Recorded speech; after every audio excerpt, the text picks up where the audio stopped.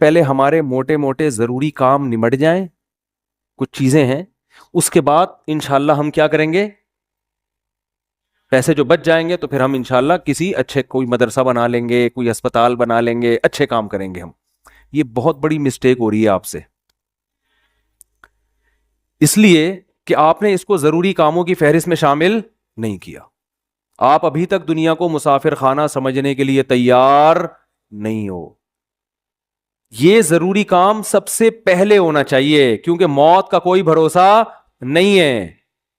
اور آخرت کے لیے صدقہ جاریہ کہ آپ کا کوئی ایسا اکاؤنٹ کھل جائے جو آخرت میں آپ کے کام آئے. کوئی ہسپتال بنا دیا, کوئی مدرسہ بنا دیا, کوئی کنواں کھدوا دیا, یتیم خانہ بنوا دیا, یا یتیم خانے کے ساتھ تعاون کر دیا, یا کسی گھر کو پراپر بیس پر آپ نے کوئی بھی جو وہ تو بہت سارے مصارف ہیں نا. تو میں نے لاکھوں پتی لوگوں کو بھی دیکھا ہے کہ بھائی اللہ نے آپ نے ولیمے پہ 6 لاکھ روپے اڑا دیے, اور یار 8-10 لاکھ کا کوئی ادارہ بنا دو, یا کسی مدرسے میں کوئی ڈسپینسری بنا دو, یا کوئی اچھی فالتو نہ اڑاؤ جا کے کوئی بھی مانگ رہا ہے پکڑا دیے. یہ بھی بہت بڑی مصیبت ہے لوگوں کے ساتھ.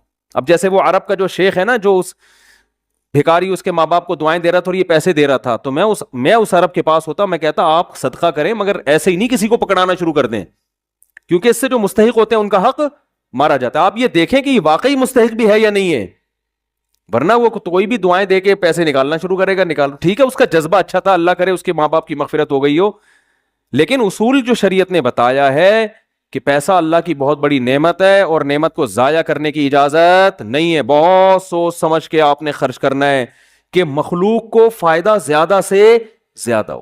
کم سے کم انویسٹمنٹ میں زیادہ سے زیادہ فائدہ کیسے ہو سکتا ہے, پھر اس میں زیادہ انویسٹمنٹ کرو. جیسے دنیا کے بزنس کا اصول ہے نا کہ انویسٹمنٹ کوشش ہو کم سے کم اور پروفٹ زیادہ سے زیادہ. ایسا تھوڑی کہ کوئی بھی کاروبار کے لیے 1 کروڑ مانگ رہا ہے, آپ نے کہا پکڑا دیا, چل دیکھا جائے گا کتنا پروفٹ آ رہا ہے. تو بھائی جو دنیا کی تجارت کا اصول ہے وہی اصول آخرت کا. تو آخرت کا اصول یہ ہے کہ جو 2 چیزیں اس میں فوکس کرنی ہے, انسانیت کی خدمت زیادہ سے زیادہ کس کام میں ہے.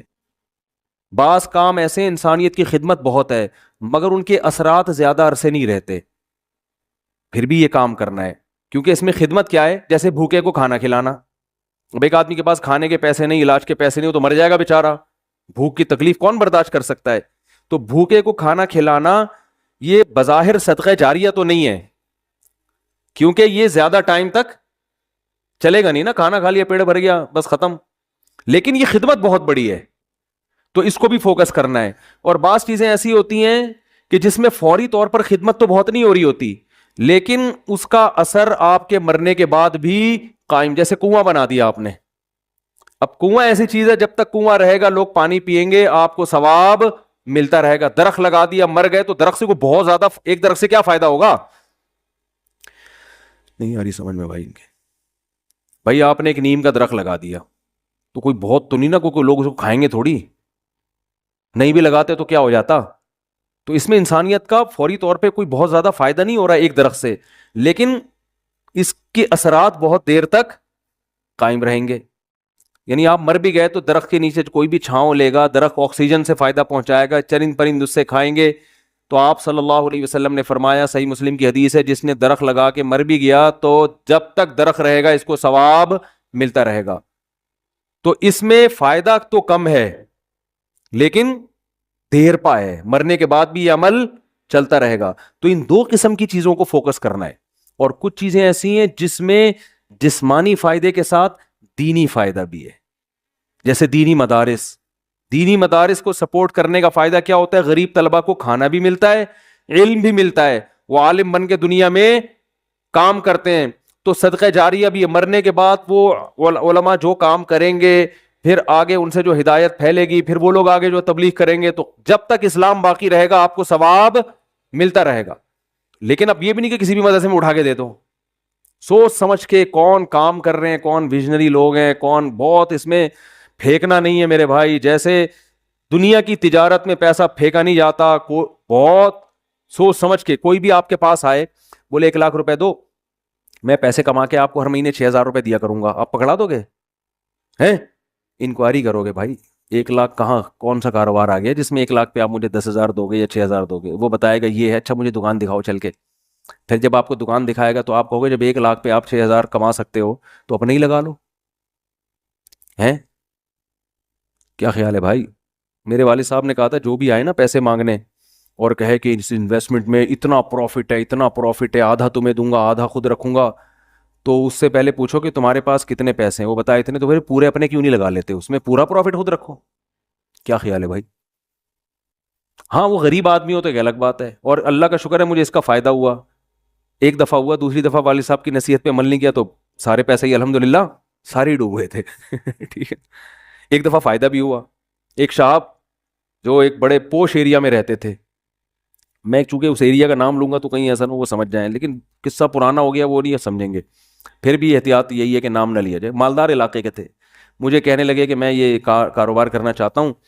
اچھا اس ایسے ایریا میں رہتے تھے کہ مجھے پتا تھا اتنے پیسے تو ان کے پاس ہوں گے ورنہ اس ایریا میں رہ نہیں سکتا آدمی.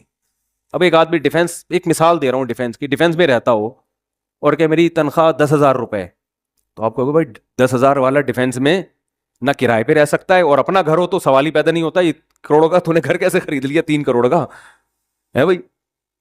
ہو سکتا ہے 4 کروڑ. اسٹیٹ ایجنٹ والے مجھے پھر فون کریں گے آپ نے ڈیفینس کی ویلیو کیا کر دی ہے، بیان میں گرا دی ہے. تو میں مثال دے رہا ہوں، یہ اب ہر بیان کو نا لوگ بڑے سینسٹیو بن کے لے رہے ہوتے ہیں. کیا آپ نے ڈیفینس میں 3 کروڑ بول دیے، ہماری تو ویلیو. تو اب کیونکہ شہرت ہو گئی ہے نا تو ہر چیز کو بہت زیادہ لوگ سیریس ہو رہے ہیں. 25 کروڑ ٹھیک ہے نا، 25 کروڑ کا. اب اس سے پھر لوگ پریشان ہوں گے، یار ہم لے رہے تھے آپ نے قیمت بڑھا دی. تو بھائی یہ محض ایک مثال ہے، مجھے نہیں پتا ڈیفینس میں قیمتیں کیا چل رہی ہیں، تو کچھ بھی لگا لو قیمت. تو آپ نے کیا کیا، بات کیا چل رہی تھی؟ ہاں بندہ میرے پاس آیا، رہتا پوش ایریا میں مالدار علاقے میں، مجھے کہنے لگا آپ مجھے پیسے دو میں یہ چیز خرید کے بیچوں گا، آدھا پروفٹ آپ کا آدھا میرا. تو مجھے ابا کی بات یاد آ گئی. میں نے کہا جو اتنے انویسٹمنٹ آپ مجھ سے کروا رہے ہو تو یہ چیز آپ خود خرید کے بیچ دو پورے پیسوں کی، پورا پروفٹ آپ کا، مجھے آدھا کیوں دے رہے ہو؟ انویسٹمنٹ جو مجھ سے کروا رہا ہے اور آدھا پروفٹ دے رہا ہے، اس کا مطلب وہ رسک لینے کے لیے تیار نہیں ہے. بولے ڈوبیں تو اس کے ڈوبیں، اس کا مطلب آپ کو خود پتا ہے کہ یقینی پروفٹ نہیں ہے. سمجھتے ہو کہ نہیں سمجھتے؟ تو کسی کو پیسے دینے سے پہلے جیسے انکوائری کرتے ہو نا، صدقہ خیرات سے پہلے بھی ایسے انکوائری کیا کرو، کیونکہ آپ کے پاس لامحدود رقم نہیں ہے. غیر مستحق کو دینے کا سب سے بڑا نقصان یہ کہ مستحق لوگ رہ جاتے ہیں. لوگ کہتے ہیں کسی غیر مستحق کو چلا گیا تو کیا ہے، او بھائی پھر اتنے پھر مستحقین رہ جائیں گے اس سے. اور ثواب کمانا ہے نا تو ثواب تو جب ہی ملے گا جب آپ کا پیسہ صحیح جگہ پہ جائے گا. جو غیر مستحق ہو اس کو ہدیہ دے دیا کرو بھائی دوستی یاری میں کہ چل یار گفٹ ہے. بات آ رہی ہے سمجھ میں؟ تو یہ میں اہم پوائنٹ کی بات بتا رہا ہوں کہ 2 جگہ خرچ کرنا ہے، ضرورت اور دوسرا جس کا اثر دیر پاؤ. صدقہ جاریہ بھی اچھی چیز ہے اور انسانیت کی ضرورت پوری کرنا. آپ کہہ سکتے ہیں یار ایک بھوکے کو کھانا کھلا دیا پیٹ بھر گیا تو وہ تو بس ایک ثواب مخصوص مل گیا تو اب تو ختم نا، صدقہ جاریہ تو قیامت تک رہتا ہے. یہ اس لیے بتا رہا ہوں کہ ہم بعض دفعہ لوگوں کو بتاتے ہیں کہ یار یہ دیکھو یہ غریب ہے، اس کو بیوہ ہے، اس کے گھر میں راشن ڈال دو، کہہ رہے ہیں نہیں نہیں نہیں ہم تو صدقہ جاریہ چاہتے ہیں.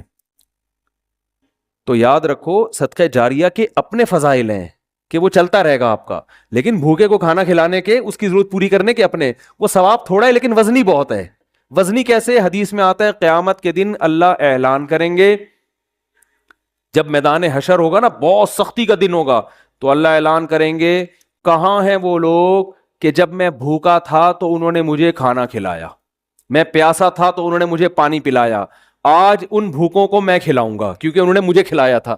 جیسے ہوتا ہے نا آپ کو بھوک لگ رہی تھی، کسی نے آپ کا اکرام کیا تو اب آپ کو کہیں وہ بھوکا نظر آئے تو آپ سب سے پہلے اس کو کھلاؤ گے نا. یار میں ٹی وی میں آ رہا ہوں کیا ہیں، تھک گئے ہو تو بیان ختم کر دیتا ہوں، بس ویسے ہی بھی ختم ہونے والا ہے. دیکھو غیرت مند انسان کیا کرتا ہے، آپ بھوکے تھے اور آسان مثال آپ کی گاڑی میں پیٹرول ختم ہو گیا، آپ نے پیٹرول پمپ والے سے کہا یار تھوڑا سا ڈال دو، پیسے بعد میں دے دوں گا میں آپ کو، ابھی جیب میں ہے نہیں. اس نے کہا چل یار ڈال دیا پیٹرول، میں اپنے پیسوں سے ڈال رہا ہوں جاؤ یار. ایک دن کیا ہوا، اتفاق سے آپ پیٹرول پمپ کے مالک بن گئے، وہ آیا گاڑی لے کے، پیٹرول نہیں ہے، لائن لگی ہوئی ہے، بہت سے غریب آ گئے بغیر پیٹرول کے نا ٹھیک ہے نا. اب آپ کے پاس محدود پیٹرول ہے تو آپ کس کی گاڑی میں ڈالو گے؟ آپ اعلان کرو گے بھائی جنہوں نے میری بائک میں یا گاڑی میں پیٹرول ڈالا تھا نا وہ بندہ آگے آ جائے, اس کو تو اس کی ضرورت تو پوری کرنی کرنی. تو ایک عام انسان جب یہ کام کرتا ہے تو اللہ تو غیور ہے بھائی, تو اللہ اعلان کرے گا بھوک اور پیاس میں لوگ تل ملا رہے ہوں گے, اللہ کہے گا سب سے پہلے ان کو کھلاؤں گا جنہوں نے جب میں بھوکا تھا مجھے کھلایا, جب میں پیاسا تھا مجھے پلایا. تو لوگ کہیں گے اللہ تو کہاں بھوکا ہو سکتا ہے؟ تو اللہ کہیں گے میری مخلوق میں فلاں شخص بھوکا تھا, تو اس کا بھوکا رہنا ایسا ہی ہے جیسے میں, کیونکہ حدیث میں آتا ہے الخلق عیال اللہ, جیسے گھر کا کوئی سربراہ ہوتا ہے نا, تو بچے بھوکے ہوں گے تو تکلیف کس کو ہوتی ہے؟ باپ کو ہوتی ہے کہ نہیں ہوتی ہے؟ تو آپ صلی اللہ علیہ وسلم نے فرمایا اللہ کی مخلوق بھی ایسے جیسے اللہ کے اہل و عیال, اللہ کا تو اہل و عیال نہیں ہوتے لیکن مثال دی ہے, ایسے ہی ہے, اللہ کو ان کی فکر ایسے ہی ہے. وہ الگ بات ہے بہت سے بھوکے مرتے ہیں, یہ اللہ کی تقدیر ہے, یہ اللہ کی حکمت ہے, دنیا کو اللہ نے ایسے ہی چلایا ہے کہ کسی کو ملے گا کسی کو نہیں ملے گا, یہ اب اس میں تو اللہ سے نہیں الجھ سکتے. لیکن اللہ اعلان کرے گا کہ میری مخلوق میرا خاندان تھی, گویا کہ اللہ کا خاندان نہیں ہوتا, یعنی میرے ماتحت تھی اور میں لوگوں کے ذریعے لوگوں کو کھلاتا ہوں, تو جب میں بھوکا تھا تو فلاں کا بھوکا ہونا ایسا ہی ہے جیسے میں بھوکا. تو اس سے پتہ چلتا ہے کسی بھوکے کو کھانا کھلانا ایسے جیسے آپ کس کو کھلا رہے ہو؟ اللہ کو. تو اگرچہ یہ صدقہ جاریہ نہیں ہے لیکن بھائی ایک نیکی ہے, لیکن یہ وزنی بہت زیادہ ہے. تو ان دونوں مدوں میں خرچ کیا کرو. کرو گے کب؟ لوگ کھلا دیتے ہیں, جو بڑا اماؤنٹ جو ہے نا, جیسے اپنی شادی بیاہ پہ خرچ کرتے ہیں, گاڑیوں پہ خرچ کرتے ہیں, مکان پہ خرچ کرتے ہیں, اس ٹائپ کا اماؤنٹ اللہ کے لیے خرچ, اللہ کے لیے بس وائپر والے کو 20 روپے. اب تو 20 ریٹ تھوڑے بڑھ گئے, ورنہ 5 پہ چل رہے تھے, وہ پھر کھلا مانگ بھی رہے ہوتے تھے. وہ پھر کیا مانگ رہے ہوتے تھے؟ ایک آدمی نے کسی فقیر سے کہا کہ ایک فقیر کسی آدمی کے پاس آیا کہ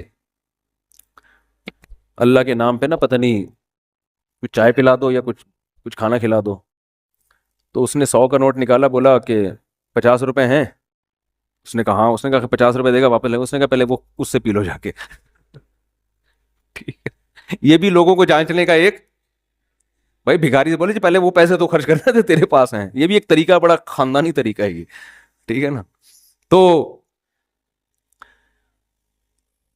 کیا بات کر رہے تھا یار, اصل میں آج میں اتنا صبح سے گھوم رہا ہوں نا, آج میں 1 منٹ کے لیے نہیں بیٹھا ہوں. صبح سے یہ کام وہ کام, ادھر ملاقات, ادھر جاؤ, فلاں ملتان سے آئے, فلاں خانے وال سے آئے, فلاں جماعت آئی ہوئی ہے, فلاں یہ ہو رہا ہے. کھوپڑی سارا دن گھوم گھوم کے نا جب بیان میں بیٹھتا ہوں تو وہ اتنے مختلف قسم کے سگنل آ رہے ہوتے ہیں کہ اس کو گچی سے پکڑنا کیا ہوتا ہے, بہت مشکل ہوتا ہے کہ یار پوائنٹ سے ہٹے نہیں. تو ہاں میں یہ عرض کر رہا تھا, جلدی سے بات سمیٹ کے ختم کرتا ہوں, کہ لوگ یہ کہتے ہیں کہ پہلے موٹے موٹے کاموں سے فارغ ہو جائیں, یہ بھی, اس کے بعد جب بچا کے بڑھاپے میں بالکل اینڈ میں جا کے اتنے پیسے کسی مدرسے کو دے دیں گے. نبی صلی اللہ علیہ وسلم نے فرمایا انسان ساری زندگی, حدیث کا مفہوم ہے, مال جمع کر کے رکھتا ہے اور کہتا ہے کل خرچ کروں گا, کل خرچ کروں گا, کل خرچ کروں. پھر جب بڑھاپا آتا ہے کہتا ہے یہ فلاں کے لیے اور یہ فلاں کے لیے. فرمایا وقت کان علی فلان, اب تو وارثوں کا حق اس پہ ہو گیا. اب تو وارث کہیں گے ابا ہمیں محروم کرنے کے لیے, اپنی تو ساری عیاشی ابا نے کر لی. اب جب ابا کا انا للہ ہونے والا ہے, دنیا سے جانے والے ہیں, اب بچوں کو نظریں ہوتی ہیں دو دکانیں ابا کی میرے حصے میں آئیں گی. چلو ابا سے ایسی لالچ تو نہیں کرنی چاہیے, لیکن بہرحال پتہ ہے کہ یار چلو ابا نے بنائی, اب ہمارے کام آئیں گی. اب ابا کیا کر رہے ہیں, فلاں 2 دکانیں مدرسے کو دے دو, فلاں فیکٹری کو دے دو, یتیم خانے کو دے دو. تو اس میں نقصان کس کا ہو رہا ہے؟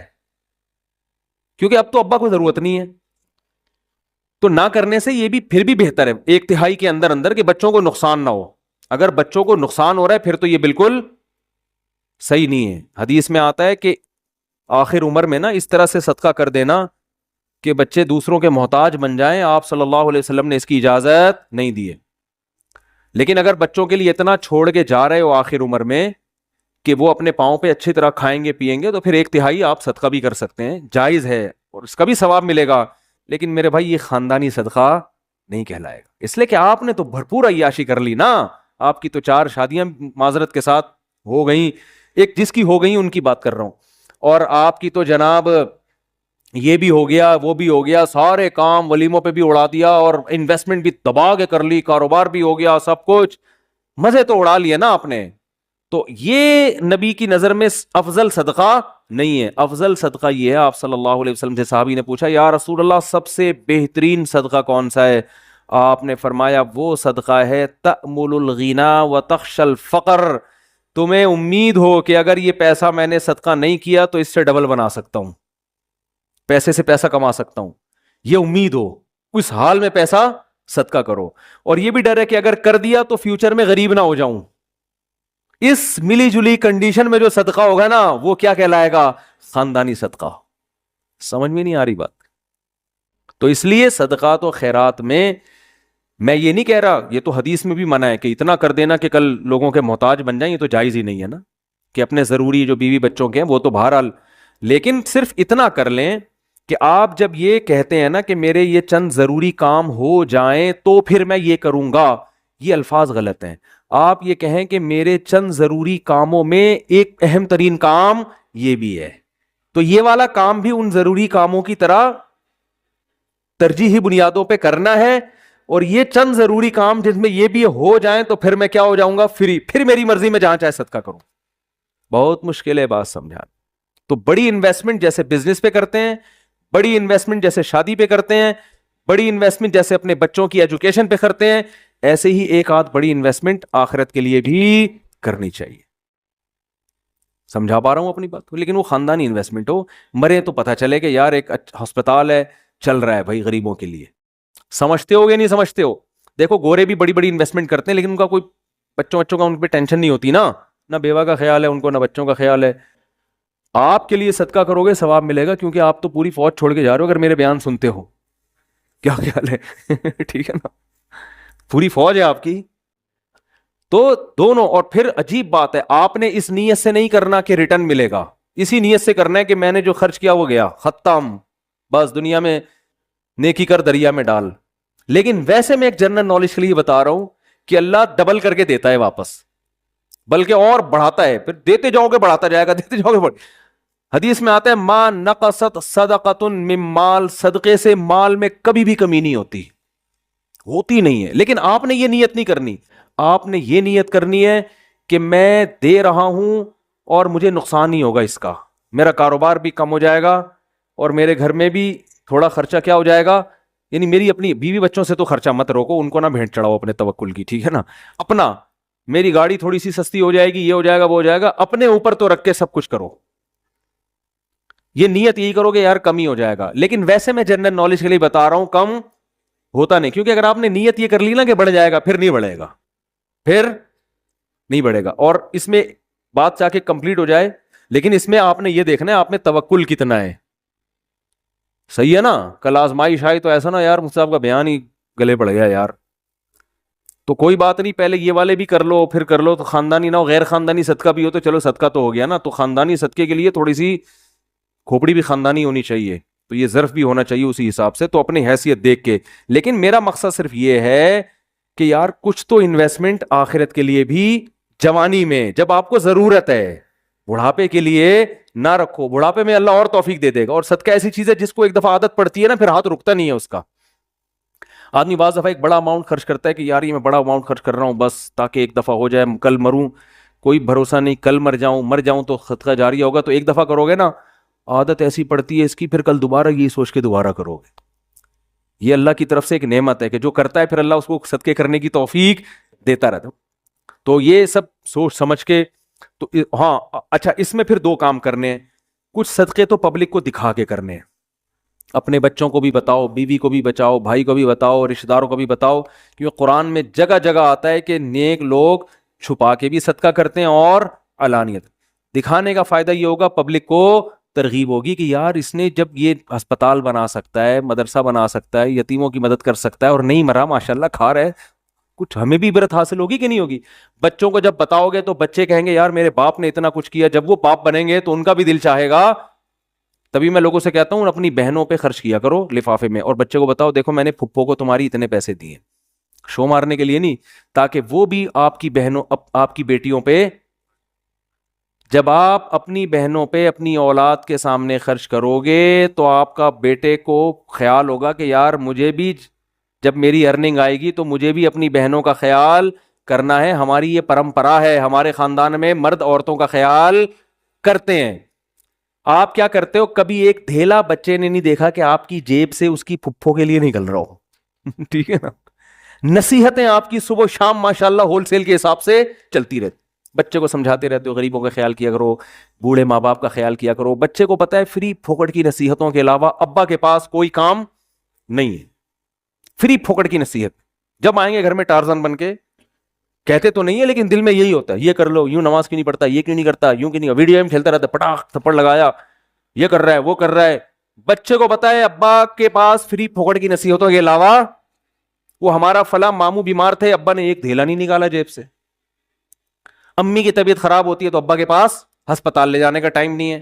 نصیحتیں جتنی مرضی کروا لو, نصیحتیں بھی کریں لیکن نصیحت سے زیادہ عمل. بات آ رہی ہے سمجھ میں؟ ایک صاحب تھے, وہ نا بہت زیادہ صدقہ کرتے تھے, امریکہ میں ہیں وہ. میں نے ان سے پوچھا, میں نے کہا یار آپ ہر مہینے کچھ نہ کچھ کرتے رہتے ہو اتنی, اور وہ ایسی قوم سے تھے جو کنجوسی میں مشہور ہے. میں نے ان سے پوچھا آپ کی قوم کیا ہے؟ میرا خیال تھا کوئی سید ہاشمی قریشی ہوں گے, کوئی وہاں کے مکہ مدینہ کے اتنے سخی. تو انہوں نے کہا یار ہم وہ قوم کا نام لیا جو کنجوسی میں جس پہ لطیفے بنے ہوئے ہیں. میں نے کہا اس قوم کے ہو کے آپ اتنے ماشاءاللہ؟ تو انہوں نے کہا یار میرے باپ کو ہم نے بہت صدقہ کرتے ہوئے دیکھا ہے, تو بس ہم نے ابا سے سیکھی, ہماری یہ بلڈ میں یہ چیز شامل ہو گئی ہے, نہیں کرے تو ہمیں سکون نہیں ملتا. میں نے کہا یار بڑے خاندانی ہو. میں نے کہا یار کبھی آپ کو دکھاؤں گا بھائی اس قوم پہ لطیفے بنانا چھوڑ دو. قوموں پہ لطیفے ہیں نا, ایک قوم بڑی کنجوس مشہور ہے, ان کے یہاں جب بچہ پیدا ہوا نا تو سب آئے مبارکبادی کے لیے, سارے جمع ہو گئے. تو بچہ کہتا ہے ابھی سارے یہاں جمع ہو گئے, دکان پہ کون بیٹھا ہوا ہے؟ تم سب یہاں گئے مبارکباد دینے کمبختوں. یعنی اتنی اللہ نے اس بچے کو قوت گویائی عطا فرمائی,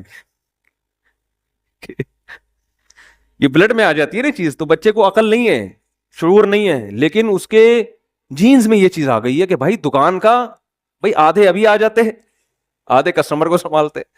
یہ لطیفہ ہے, کوئی سچا واقعہ نہیں ہے یہ, ٹھیک ہے نا, ایسی فرضی لطیفہ ہے سمجھانے کے لیے کہ کچھ اتنا کر کے جاؤ کہ بچے پیدا ہو کے جو ہے نا یہ بول رہے ہوں کہ ہم مبارکبادی میں 5 روپے تمہاری جیب سے نہیں نکلے. سخاوت کی ترغیب دیں وہ. تو خیر کچھ چھپا کے کچھ دکھاؤ, اور کچھ کیا کرو ایسا چھپاؤ کہ وہ حدیث میں آتا ہے دائیں سے دو بائیں کو پتہ نہ, بھول جاؤ نیکی کر کے دریا میں ڈالنا جسے کہتے, خود بھی بھول جاؤ کہ میں نے کوئی نیک کام کوئی صدقہ کیا, کسی غریب کو کھلایا بھی ہے کہ نہیں کھلایا. جیسے عرب لوگ کرتے ہیں نا, آتے ہیں بیٹھ جائیں بھائی, بیان ختم ہو جائے پھر کرنا سوال, ٹھیک ہے, بیان ختم ہو جائے. تو جیسے عربوں میں ہے نا کہ دائیں ہاتھ سے دیتے ہیں ایسے, بعض فقیروں کو وہ یوں کرتے ہیں جیب میں ڈال دیتے ہیں, یوں کر کے نکل جاتے ہیں. اس فقیر کا سامنا بھی نہیں کرتے کہ کہیں یہ نہ دیکھ لے, اور پھر یہ جب ملے گا تو جھک کے ملے گا, یہ بھی نہ ہوگا. ایسا دو کہ کسی کو بھی پتا نہ ہو, جس کو حدیث میں کہتے ہیں لا تعلم شمالہ ما تنفق یمینہ, دائیں ہاتھ جو خرچ کر رہا ہے بائیں کو بھی پتا نہ چلے. اس سے پتا چلتا ہے دیتے ہوئے کون سا ہاتھ استعمال کرنا چاہیے, دائیں. لیفٹ ہینڈ سے لین دین کرنا یہ شریعت میں پسندیدہ نہیں ہے. میری تو عادت ہے کوئی دکاندار بائیں ہاتھ سے پیسے پکڑاتا, میں کہتا ہوں بھائی کیوں نحوست ڈال رہا ہے اس کے اندر, اس کو ہاتھ چینج کر کے سیدھے ہاتھ سے دے دے. مجبوری ہو تو ایک الگ بات ہے, آپ ڈرائیونگ کر رہے ہیں تو پھر اب یہ تو نہیں کہ وہ جو ہے نا ایک ہاتھ سے گیئر پکڑا ہوا ہے ہاتھ چھوڑ کے جی تو کھڈے میں گر گئی گاڑی. تو مجبوری میں لیفٹ ہینڈ استعمال کیا جائے گا, مجبوری میں الٹے ہاتھ سے کھانے کی بھی اجازت ہے مجبوری میں, لیکن نارملی ڈرائیونگ میں آپ الٹے ہاتھ سے مجبوری ہوتی ہے بعض دفعہ, بعض لوگ رائٹ ہینڈ سے صحیح اسٹیئرنگ پہ قابو رکھتے ہیں, لیکن نارملی نہ دائیں بائیں سے لیفٹ ہینڈ سے کھانا چاہیے, نہ لین دین کرنا چاہیے. مفتی طارق مسعود صاحب کے بیانات سننے کے لیے youtube.com/مفتی طارق مسعود کو سبسکرائب کریں, اور اگر آپ لائیو ویڈیو کو کبھی بھی مس نہیں کرنا چاہتے ہیں تو سبسکرائب کرنے کے بعد بیل آئیکن پہ کلک کرنا مت بھولیں. جزاک اللہ.